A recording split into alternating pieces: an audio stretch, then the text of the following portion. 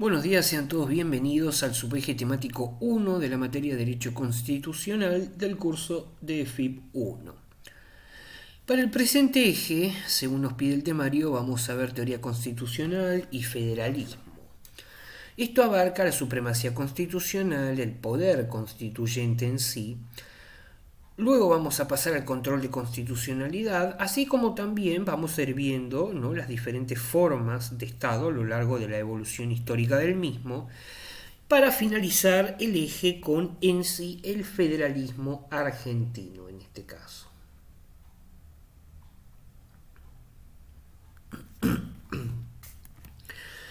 Ahora bien, para empezar la materia, vamos a dar unas nociones generales que, si bien como verán están fuera del programa, constituyen el conocimiento de base que ustedes necesitan para entender, ¿no?, las puntualidades que el temario nos va a ir pidiendo más adelante cuando ya hagamos foco en el mismo.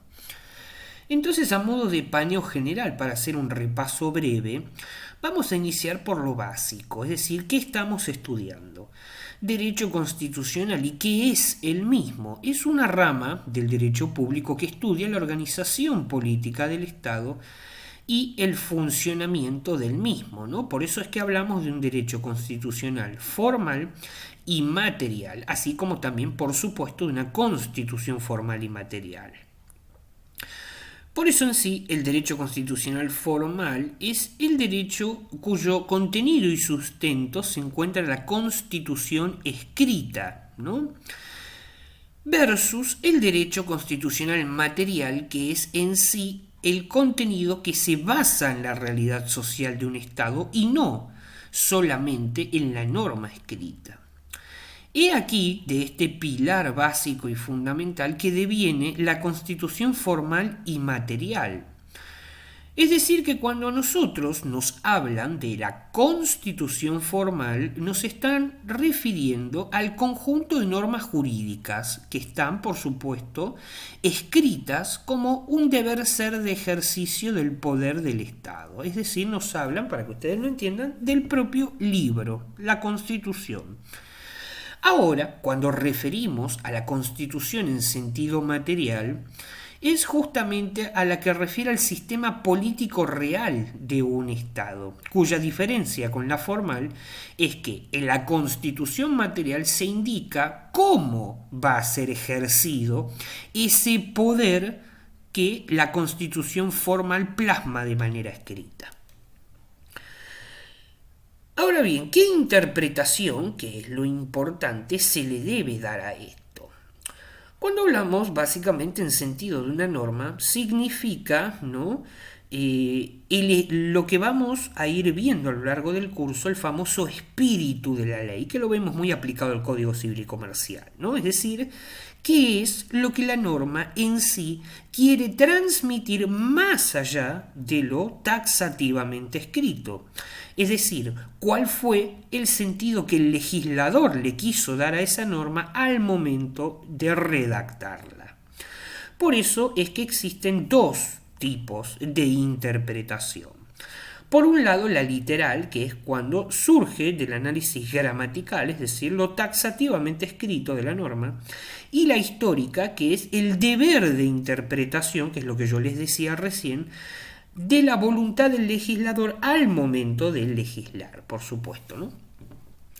Entonces, en base a esto tenemos ya el concepto de constitucionalismo, es decir, el proceso político jurídico cuyo objeto es establecer en cada estado un documento legal llamado Constitución.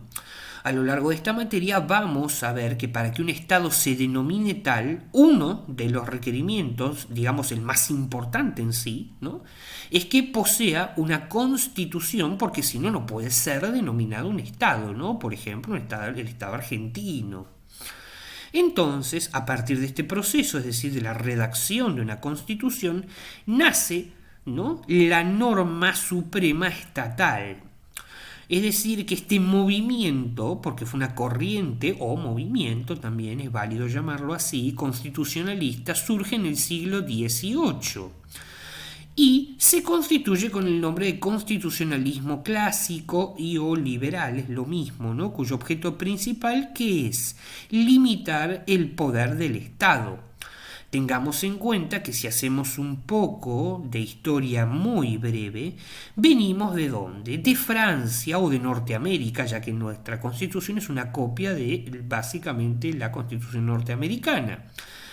Ahora bien, ¿qué había en estos contextos? Es decir, en 1776 en cuanto a la Revolución Norteamericana y en 1789 en cuanto a la francesa.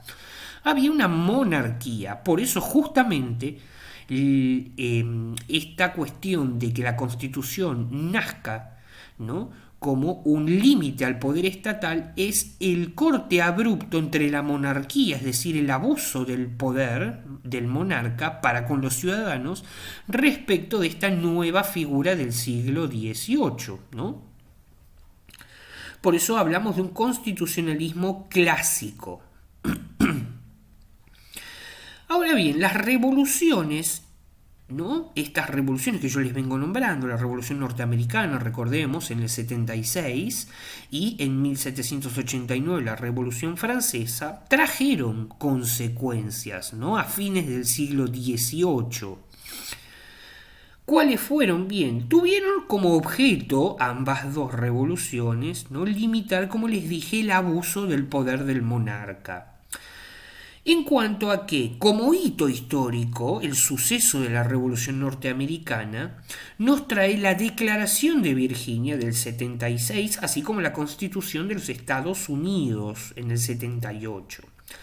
Y por otro lado, su contraparte francesa nos trajo la Declaración de los Derechos del Hombre y el Ciudadano en el 89 y en sí la Constitución francesa redactada propiamente en el 91, en 1791. Lo importante de todo esto es saber cómo impacta esto a nivel de que ajuste, si se quiere de alguna manera, estos cambios introducidos históricamente producen a nivel social. Es decir, que estas consecuencias, que fueron muchas por supuesto, pero vamos a hacer hincapié en las más significativas, en lo referente a la Constitución americana, no es la primera que establece la división de poderes. Por eso es que nuestra Constitución es una copia de la Constitución norteamericana. De ahí viene la división de poderes, ejecutivo, judicial y legislativo, ¿no? ¿Y cuál es el fin? Bueno, es un poco obvio, evitar el abuso y la intromisión de un poder en el otro. Por eso es que a partir de este concepto surgido, constitucionalismo clásico, en sí muchos estados crean, ¿no?, la Constitución escrita como su propia norma que va a regir esta organización estatal, por supuesto, ¿no? Entonces, ¿qué sucede? Como se venía de un corte abrupto del abuso sistemático monárquico, a partir de la redacción de la Constitución, estos estados deben ajustar su conducta a lo establecido en la Constitución, ya que, por supuesto, hablamos del poder fundante y supremo del Estado y como tal nadie puede violarlo, ni siquiera el propio Estado, ya que justamente ese es el objetivo, surge para limitar el poder estatal, ¿no? Entonces el Estado debe abstenerse, en razón de lo que venimos hablando, de violar estos derechos, ¿no?, para con, por supuesto, los ciudadanos. Por eso es que este tipo de Estado se lo denomina Estado abstencionista, es decir, se abstiene de entrometerse en la vida del ciudadano. Por contraposición, también el Estado tiene que vigilar a los individuos para que entre sí no violen sus propios derechos. Por eso también se lo denomina Estado gendarme, visto más que nada desde un punto de vista, esta denominación de la ciencia política, no tanto de la historia. Entonces, en base a esto, queda configurado que en sí el Estado reconoce y va a respetar de manera formal los derechos individuales de cada ciudadano que lo conforma, ¿no? Como por ejemplo el artículo 14, que es el derecho a trabajar, luego está el 14 bis, que son los derechos del trabajador, etc. Pero Este rol pasivo, abstencionista, si se quiere, como venimos delimitando al Estado, comienza a tener la necesidad de un cambio a fines del siglo XIX. Recuerden que estábamos contextualizados en el siglo XVIII. Bueno, a fines del siglo XIX comienza una nueva etapa denominada constitucionalismo social, es decir que, rememoremos, pasamos del constitucionalismo liberal o clásico, donde había un Estado abstencionista, a la necesidad del surgimiento de un constitucionalismo social. ¿Qué quiere decir esto? Que durante el constitucionalismo clásico, como bien he dicho, el Estado tenía un rol abstencionista, es decir, no se intrometía en la vida de sus ciudadanos. Pero a partir de la segunda mitad del siglo XIX se producen crisis económicas y sociales que hacen la necesidad del surgimiento de un Estado intervencionista. Esto es una gran desigualdad, ¿no? En cuanto a la acumulación de la riqueza en manos de determinados sectores que hacía que literalmente las personas no pudieran gozar de aquellos derechos civiles plasmados de manera escrita, ¿no? Civiles y políticos, por supuesto, también, ¿no? Por ejemplo, si bien toda persona tenía el reconocimiento, ¿no?, formal, escrito, en cuanto a su derecho a la salud, la realidad indicaba que los sectores pobres no podían ejercer realmente este derecho por no contar con el capital, ¿no?, con el dinero suficiente, ya que estamos hablando de una época donde existían dos clases sociales únicamente y eran muy diferenciadas, que era el empresario dueño del capital y el trabajador dueño de la mano de obra puesta a disposición del empleador. Entonces, he aquí que surgen los derechos sociales, ¿no? Es decir, que debido a esta situación de desigualdad que se instaura en el mundo, algunos países crean normas destinadas a la protección de este eslabón débil de la cadena. Por eso es que en sí ya no se lo ve al hombre como un individuo aislado, sino que los legisladores comienzan a regular la existencia del mismo, ¿no?, en cuanto a lo que son distintos grupos como gremios, asociaciones, la familia, también, por supuesto. Por eso es que es pionera la Constitución alemana, la Constitución mexicana, ¿no?, en cuanto a Querétaro en el 17 y en el 19, 1919 Weimar, la República de Weimar en Alemania, en introducir a sus constituciones respectivas estas cláusulas de derechos sociales en sí, ¿no? Por eso es que en esta etapa, recordemos, segunda mitad del siglo XIX, este estado gendarme, que era un estado caracterizado por la corriente anterior, el constitucionalismo clásico, va a dejar paso al estado benefactor, que es lo actual, ¿no?, en cuanto al siglo XIX. Por eso es que aquí el Estado abandona su rol de espectador, en el cual, recordemos, en el constitucionalismo clásico no se entrometía en la vida de sus ciudadanos, para pasar a intervenir de manera activa, es decir, poder en sí lograr la efectiva realización del derecho, ¿no? Ahora bien, ya saliendo un poco de lo que es el contexto que nos lleva a hablar de nuestro país, es decir, el contexto internacional, la revolución industrial y demás, vamos a hablar del constitucionalismo social, pero en la Argentina específicamente, ¿no? Entonces, en nuestro país, el constitucionalismo social se da en el 49, que es cuando se incorporan, ¿no?, diversos derechos de carácter social. Por eso es que hablamos que esta incidencia en la aplicación de los derechos sociales en el 49 en la Argentina es un tema muy importante en torno a que, si bien se necesitó en nuestro país particular regular estos derechos, lo que se hace es no se crean en sí, ¿no? Porque aquí hay una falsa creencia en torno a la historia propia de nuestro país, en que el general Perón creó los derechos del trabajador, ¿no? Déjenme aclarar esta cuestión. El general Perón no creó absolutamente nada, no hizo ningún milagro, ni fue líder de absolutamente nada en cuanto a los derechos del trabajador. Podrá tener, por supuesto, de acuerdo al contexto histórico de su presidencia, y hitos, logros históricos, pero él no creó nada. Como verán, de hecho, los derechos del trabajador ya vienen de muchísimo antes y de otros países. ¿Qué fue entonces lo que impactó en incorporar estos derechos? Que el general Perón se los impuso a la patronal, no por nada la famosa frase de Patrón Costas respecto de Perón. Entonces, lo que hizo, ¿no? Para redondear la idea, el general Perón fue a realzar derechos conquistados a nivel internacional y plasmarlos en la constitución de nuestro país en sí, ¿no? Cuestión que nos vamos a ocupar más adelante, pero está bueno que yo les cierre el concepto para que ustedes vayan viendo hacia dónde va esta materia. Entonces, ya en cuanto al derecho constitucional, recordemos que es la rama del derecho público que estudia la organización política del Estado y su funcionamiento.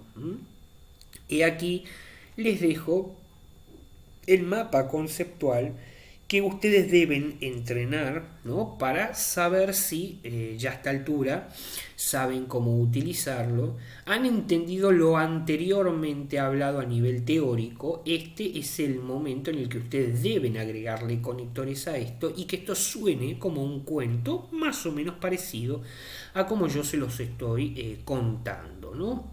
Por ende, este es el punto donde se repasa lo teórico anteriormente dado. Luego aquí tenemos las diferentes interpretaciones de la Constitución en cuanto a que en sí vamos a tener la interpretación literal, como les dije, del análisis de la norma gramática, la histórica en cuanto a la voluntad del legislador, mejor conocido como el famoso espíritu de la ley, y las reglas distintas para interpretarlo o para integrar el orden constitucional con diversos órdenes normativos. Ahora bien, en este sí quiero hacer foco porque este tiene cuestiones que son bastante importantes que ustedes sepan para el avance de la materia. En cuanto al constitucionalismo clásico, bueno, como ya hemos visto, provenimos de un sistema monárquico donde el Estado abusa sistemáticamente de su poder para con los ciudadanos, ¿no? Hablamos de el contexto a los fines del siglo XVIII, recordemos Revolución de Norteamérica en el 76 y la francesa en el 87, donde nace el constitucionalismo clásico que trae diversas consecuencias muy importantes. Muy importantes, por supuesto, para llegar al estado que hoy en día todos conocemos.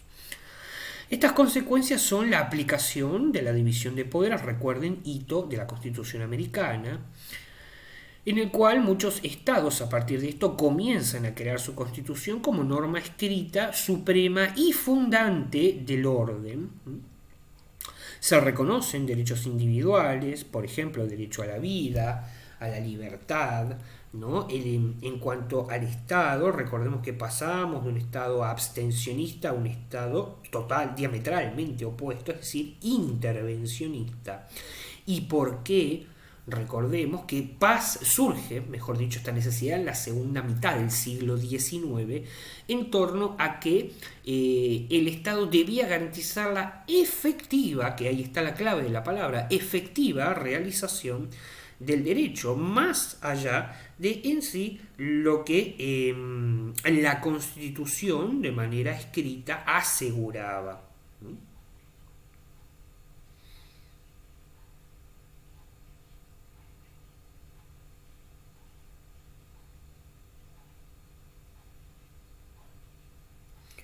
Entonces, he aquí que vamos a pasar al poder constituyente. Aquí es donde realmente empieza el temario de la materia propiamente dicha, derecho constitucional, ¿no? Hablamos del poder constituyente en cuanto a la competencia, lo vamos a definir, ¿no? A veces estas definiciones lamentablemente van de memoria. Competencia, capacidad o energía para constituir o dar constitución al Estado, ¿no? Es decir, que para organizarlo y o establecer su estructura jurídico-política es que se aplica al poder constituyente. Ahora bien, este poder constituyente se va a dividir en cuanto a poder constituyente originario y derivado. En cuanto al poder constituyente originario, lo ejerce solamente una vez, se ejerce, ¿no? Es decir, en la etapa fundacional del Estado, en la que un Estado se funda, claramente, para darle estructura. Es decir, con el dictado de su primera constitución. Este poder constituyente de carácter originario, en cuanto a su titularidad y ejercicio, la titularidad se le confiere al pueblo. Ahora bien, esto no obsta que haya un desempeño de la función por los autores de la Constitución. Y va a tener límites. Es decir, en lo atinente al poder originario va a ser ilimitado porque en sí el derecho positivo no reconoce instancia que lo condicione, más allá de los límites suprapositivos del valor justicia o el derecho natural, ¿no? Los cuales por supuesto van a estar derivados del derecho internacional público. Y va a tener como topes el tope fáctico y el normativo. Ahora bien, en cuanto al poder constituyente, pero ya de carácter derivado, se ejerce, este sí puede ser ejercido varias veces, siempre y cuando por supuesto se ejerza de manera procedimental, porque hay un procedimiento en la Constitución para establecer su reforma, y es justamente en ese instante, cuando se necesita una reforma de la Constitución, que eso lo vamos a ver más adelante. En cuanto a la titularidad del poder constituyente derivado, hablamos de los poseedores, que son el pueblo, posee la titularidad, pero no obsta que este poder el pueblo no lo puede ejercer, por ende va a ser ejercido a partir de la elección de representantes por el principio de soberanía popular. Y en cuanto a sus límites, va a tener como límite el artículo 30, que son los requisitos formales y materiales para la reforma constitucional, es decir, aquellos que van a estar dirigidos a el Congreso, primero, a la Convención Reformadora, famosa frase Convención Reformadora convocada a tales efectos, y a ambos una vez que la convención se convoque.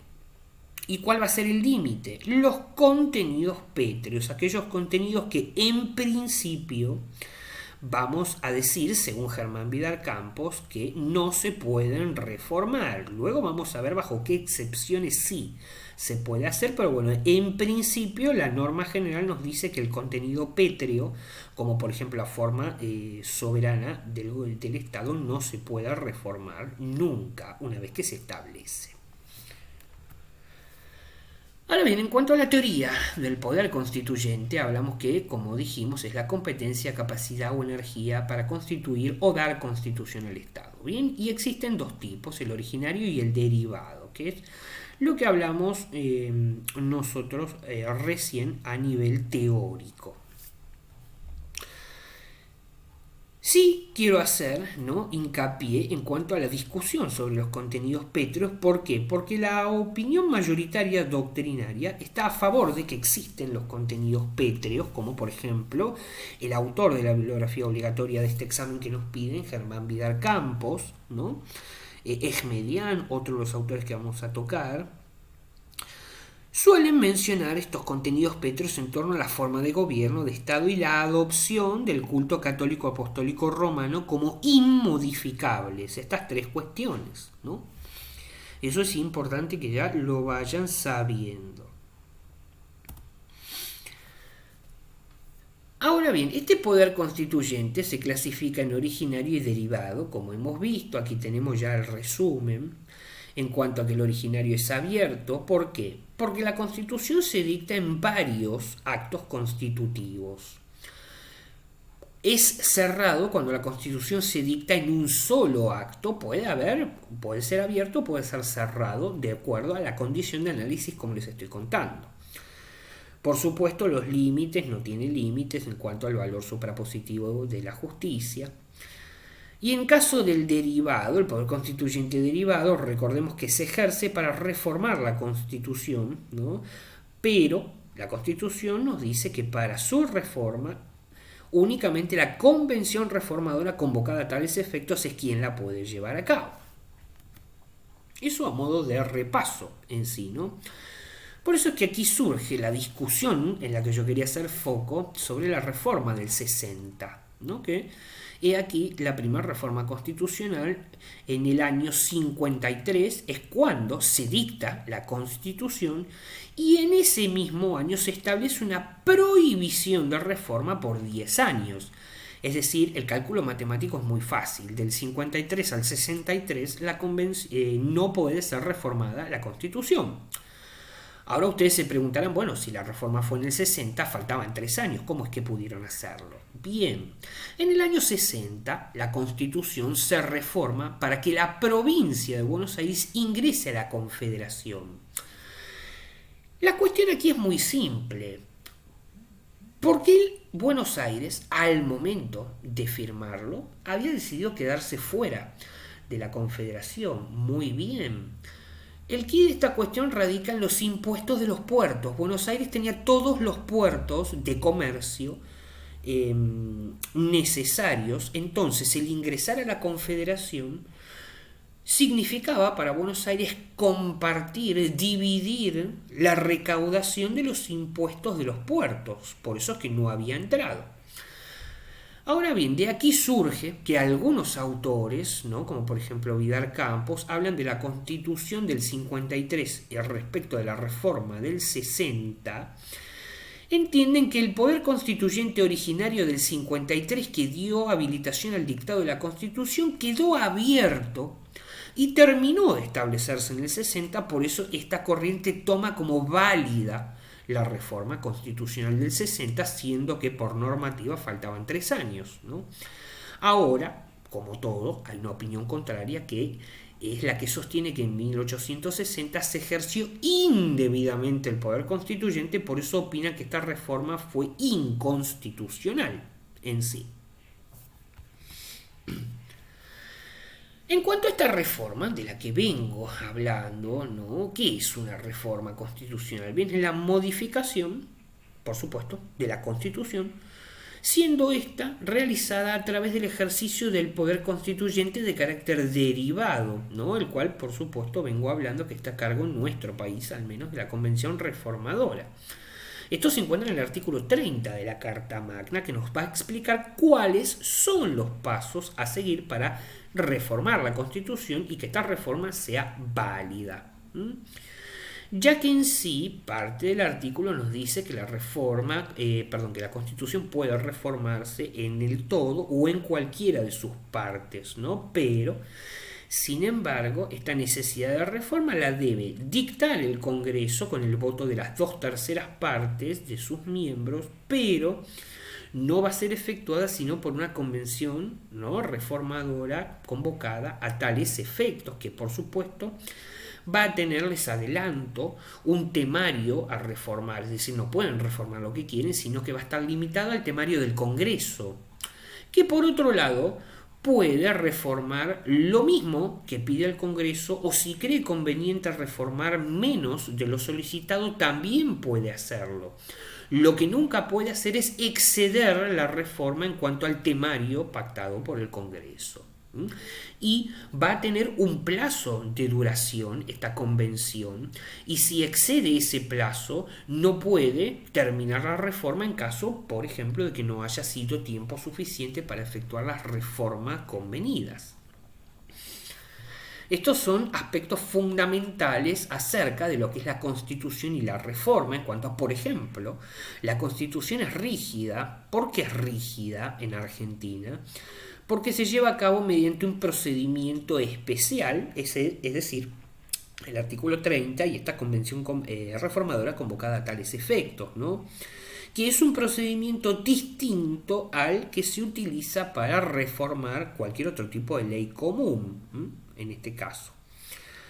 Ahora quería hacer foco en cuanto a los contenidos pétreos como contenidos que, como les dije, en principio no pueden ser reformados, como por ejemplo la forma democrática, pero sin embargo, en la primera parte, por eso anteriormente les dije en una parte del artículo 30, se podría llegar a interpretar la negación de estos contenidos pétreos en cuanto a que él mismo nos dice que puede reformarse en el todo o en cualquiera de sus partes. Ahora bien, ¿cuál es el acuerdo que la mayor parte de la doctrina llega respecto de esta interpretación? Bien, entiende que los contenidos pétreos en sí se pueden reformar siempre y cuando no se altere su esencia, es decir, reemplazar, por ejemplo, la democracia por el totalitarismo, sustituir la república, ¿no?, por una monarquía, como por ejemplo podría ser el más claro ejemplo Gran Bretaña, o suprimir la confesionalidad para imponer laicidad, ¿no?, en este caso. Entonces, de esto que deviene que sí, como les dije, a fin de cuentas, se pueden modificar, pero lo que no se puede alterar es en sí la esencia del contenido, reemplazándolo, si se quiere, para que ustedes lo entiendan, por una contracara diametralmente opuesta, ¿no? El ejemplo más claro es reemplazar la democracia por el totalitarismo. Y aquí, en cuanto a la reforma constitucional, en la etapa iniciativa, en el artículo 30, no se va a desprender que el procedimiento de reforma consta de dos etapas. Primero, la de iniciativa, o también a veces llamada preconstituyente, de acuerdo al autor que lean, que es en sí en el momento en el cual el Congreso declara la necesidad de reforma, ¿no? Por lo que recordemos, según hemos visto, el artículo 30 de la Constitución exige que se voten las 2/3 partes de los miembros a favor de la reforma. Ahora bien, he aquí otro de los conflictos interpretativos que se suscitan, ¿no?, en relación a estos 2/3 partes. ¿Cuál es el inconveniente? Bien, surge el siguiente interrogante: si estos 2/3 o 2/3 partes es lo mismo, ¿se deben computar sobre el total de los miembros del Congreso o únicamente sobre los miembros presentes al momento de la votación? Entonces, para dar solución a este interrogante, la mayor parte de la doctrina va a sostener que se computa sobre el total de los miembros, ya que cuando la Constitución pretende que el quórum se calcule sobre los miembros presentes, lo aclara taxativamente escrito con la palabra presentes. Y eso se va a aplicar a todo procedimiento en la Constitución que lleve el famoso inconveniente, como le digo yo, de las 2/3 partes. Luego pasamos al procedimiento de reforma, que es la etapa de revisión o la etapa constituyente, donde en sí se produce la reforma y que la va a llevar a cabo la Convención Reformadora.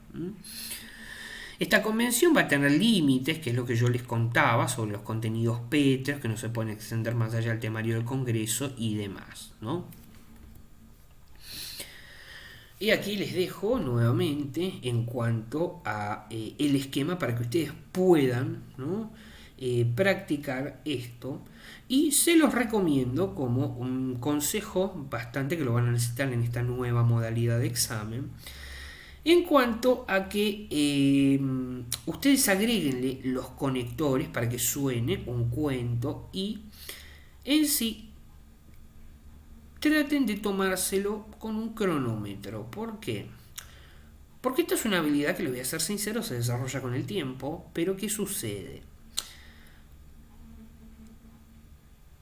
El cronometrar esto hace que nosotros cada vez, ¿no?, tengamos una presión interna en la que sabemos que estamos con tiempo. Entonces esto nos va a obligar a traer, ¿no?, una operación mental, conectores, de forma que lo hagamos cada vez más rápido, pero no por rápido, a veces es mejor, ¿no?, por supuesto, pero esta presión hace que nosotros tengamos que responder a cosas que no estamos acostumbrados de manera más rápida para poder hacerlo más eficientemente en el menor tiempo posible, y hace un grandioso avance de esta habilidad a lo largo del curso, ya que están plagados de esquemas todas las materias, ¿no? Entonces radica en llegar al final en una habilidad que haga que de una materia, como por ejemplo constitucional, podamos saltar a derecho privado 1 y de ahí a procesal y de procesal a privado 3. ¿Por qué? Porque la facultad que se les exige a ustedes en el examen es una facultad interpretativa e integradora o integrativa, llámenlo como quieran, en torno a que no solo se van a limitar a una materia, sino que deben tener esta habilidad rápida de poder hacer interrelación de conceptos para pasar de una materia a la otra sin que haya un corte abrupto. Por eso es que esto lo van a ver que yo lo hago todo el tiempo y lo hago parecer fácil, pero en realidad no lo es, ¿no? Tengan en cuenta que, bueno, nobleza obliga, yo repito esto todos los días de Dios desde hace muchísimos años.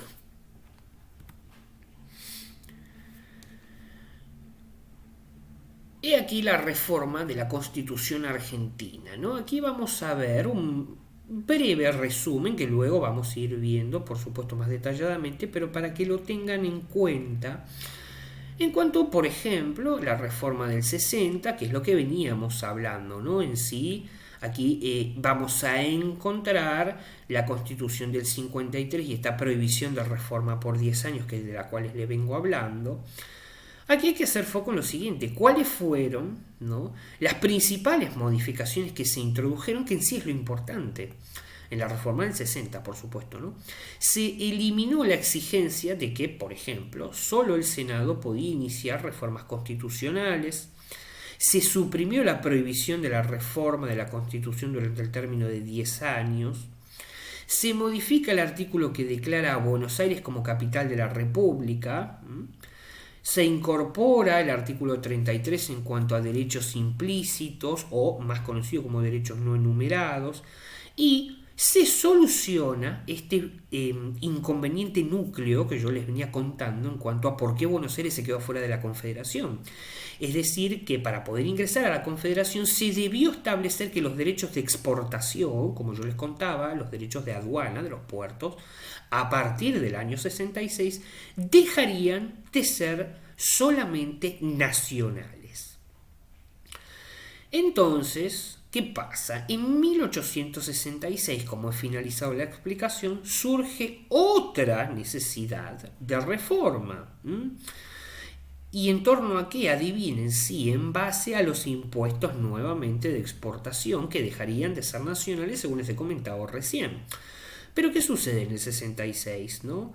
La posición económica del país obligan al mismo, ¿no?, a nuestro país, a reconsiderar esta disposición. Por lo tanto, el Congreso de la Nación declara la necesidad de reforma a fines de restablecer estos derechos de exportación. Es decir, que una nueva convención se reúne para llevar a cabo esta reforma, modificando específicamente el artículo 4 y 67, referidos, por supuesto, a los derechos de exportación, ¿no? Luego vamos a pasar a la reforma del 98, en el cual fue convocada por medio, si mal no recuerdo, la ley 3507, que fija puntos a modificar, ¿no? Es decir, estos puntos fueron básicamente dos. Esto es bastante simple. Se modifica el artículo 37 respecto a la representación, o mejor dicho, a la base representativa de los diputados, y se establece que va a ser de un diputado cada, como lo conocemos hoy, un diputado cada 33.000 habitantes o fracción no menor a 16.500. Y se modifica el artículo 88, en el cual aumenta el número de ministros de 5, que era antiguamente, a 8, a partir de 1988. Bien. Ahora vamos a la reforma del 49, en el cual, ¿no?, mediante el dictado de la ley 13.233, se declara la necesidad de la reforma, introduciendo aquí como modificaciones importantes la reelección. Se autoriza, porque antes no estaba permitido, la reelección del vicepresidente, así como también del presidente. Tengan en cuenta que los ministerios se elevaron a 20, los diputados se elegían por voto directo y durarían 6 años, siendo que antes no era así, eran 4. Entonces, ¿no? Nosotros deberíamos a esta altura tener un interrogante. Y es, en cuanto a la reforma del 49, ¿por qué la derogación de la misma? ¿No? Lo que hizo, por supuesto, la necesidad de reforma en el 57. Bien, he aquí el contexto que yo les introduje en cuanto al gobierno de Juan Domingo Perón en la Argentina. En el 49, ¿no? Los convencionales del partido peronista declararon la necesidad de reforma propuesta, ¿no? Entonces, para lograr la sanción de la Constitución del 49, se realizó un amplio debate que fue motivo de innumerables problemas y situaciones límite, en el cual la UCR, ¿no? En aquel entonces la Unión Cívica Radical, el partido opositor a Perón, expresa justamente qué cosa, su oposición, ¿no? Invocando deficiencias en el procedimiento para que no se lleve a cabo esta reforma. Por eso, si bien se observa que la Constitución del 49, como les dije, fue de dificultosa sanción, vaya que lo fue, porque fue objetada en la validez del procedimiento desde la convocatoria de la Convención Reformadora según el procedimiento del artículo 30, donde desde el vamos la UCR imputa al gobierno peronista no contar con los 2/3 de los votos de los miembros de cada cámara presentes, de su totalidad, sino solo de los presentes, al revés, y por eso la impugnación fue rechazada. ¿Por qué? Por una cuestión matemática obvia. La mayoría de la Cámara era peronista, así que no iba a votar en contra de su propio proyecto, obviamente. Entonces, ¿no? La Asamblea Constituyente del 49 incorpora al más elevado rango normativo los derechos sociales, políticos y humanos, ¿no? Esto es lo que yo les venía introduciendo sobre Perón en cuanto a que él no creó nada, sino que toma los derechos conquistados internacionalmente y los jerarquiza, ¿no? De hecho, muchos de ustedes se sorprenderían si yo les contara que los derechos, por ejemplo, uno de los derechos más comunes hoy, que son los derechos que el trabajador posee en cuanto a sus vacaciones, los introdujo nada más ni nada menos que Adolf Hitler en su partido nazi, ¿no? Recordemos que él, antes de toda esta cuestión en cuanto al partido nazi y demás, él fue representante político e introdujo muchos de los derechos a nivel internacional que hoy nosotros gozamos y creemos que fueron conquistados y fueron eternos. No, no lo fueron. Eso como un dato de color, ¿no? Para que vean que al final no era tan malo, o por lo menos no en ese aspecto. Fuera de broma, a nivel político, Adolf Hitler tuvo muchas conquistas en cuanto a los derechos sindicales para los trabajadores alemanes.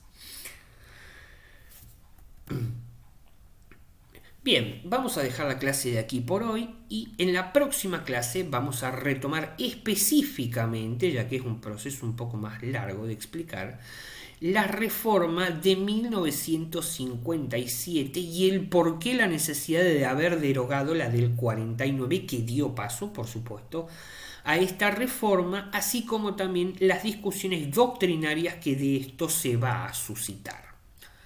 Nos vemos la próxima clase para tratar estos temas.